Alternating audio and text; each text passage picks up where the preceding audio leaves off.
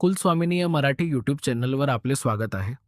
आजच्या भागात आपण कवडी जगदंबेला का प्रिय आहे हे जाणणार आहोत. या संबंधित कथा अशी आहे की शिव पार्वती भारतीय मठात सारीपाट खेळत असताना देवर्षी नारद तेथे आले.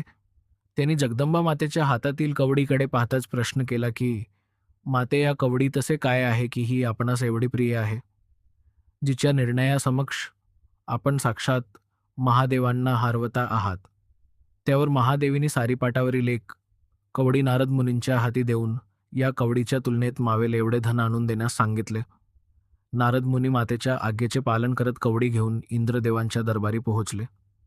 तिथे कवडीतुल्य धन मागताच सर्वप्रथम चंद्रदेवांनी व देवेंद्राने विनोदमय हास्य केले.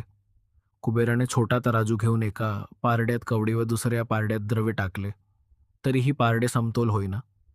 तराजू विशाल झाला, कुबेर भांडार खाली झाले, किंतु कवडीतुल्य धन होईना. देवतागणांनी मनोमन क्षमा मागून देवराज इंद्राने स्वतःचा मुकुट देखील पारड्यात टाकला, किंतु जगदंबेची एका कवडी तोलेल एवढे धन पर्याप्त झाले नाही. देवराज इंद्रासह सर्व देवशिव शक्ती समोर आले व अपराध क्षमापण केले.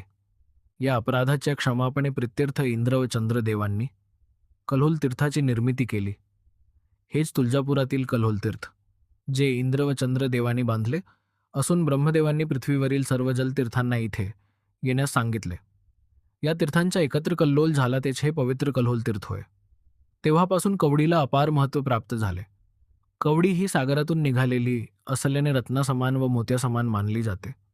आता आराधी लोकांमध्ये कवडी शृंगार का प्रिय आहे हे विचाराल तर जे भगवतीला प्रिय ते आराध्यास प्रिय आहे.